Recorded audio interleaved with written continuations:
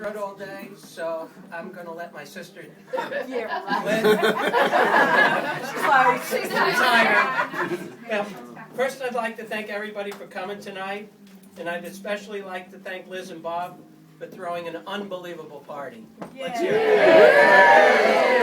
Thank you. Well, here's to Carly and Brian. Two people with such similar interests, it's scary. Whether it's dining out, going to movies, attending sporting events, that's for you, Uncle Jason. Remember me when I'm looking for World Series tickets. Going to concerts, wine club events, traveling, or just hanging with friends, there are two of the busiest people I know. Thankfully, they have found each other, because mere mortals could not endure their pace. Now let me tell you a little bit about Carly. Not only is she beautiful and smart, she is creative, adventurous, and she knows how to make things happen. When Carly was younger, she always wore this t-shirt that said, "How can I control my life when I can't control my hair?"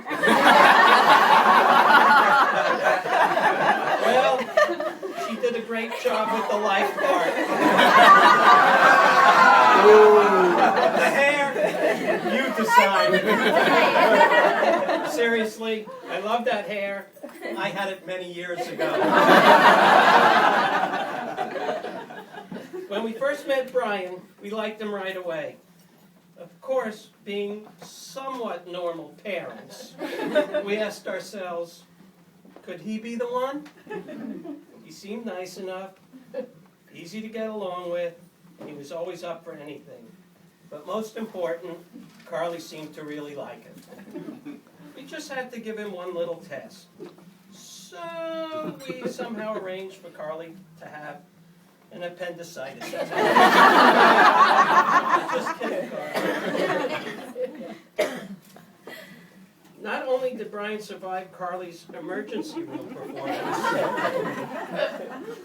but upon her return from the hospital, he brings over Rachel Ray's famous "You won't be single for long" vodka cream pasta sauce. At this point, we knew he was for real. A year or so passed, and their relationship grew. Then one morning, Brian comes to me and asks what I think about Carly and he getting married. I immediately gave him a big hug and told him that's the best news I've heard in a long time, and that I'm sure Karen feels the same way. Then he drops the other shoe on me. I can't tell anyone, not even Karen, for 2.5 weeks. Now, my friends and family all know what this means, but for those of you who don't know me, Brian has just asked the impossible. Me keep a secret, let alone for 2.5 weeks, and for my wife, no less. Absolutely impossible. But here's my future son-in-law asking for the impossible. I had to find a way. Somehow I managed to do it, learned the true meaning of the phrase, between a rock and a hard place, squared it with my wife, and forgave Brian for asking the impossible.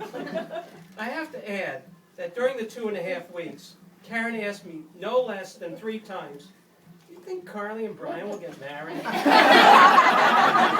time I answered, "I don't know." I quickly changed the subject.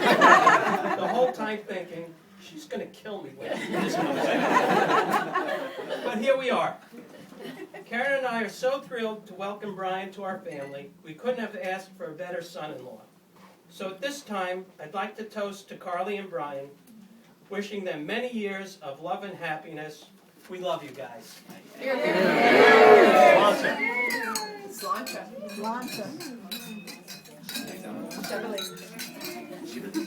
Thank you for listening to me.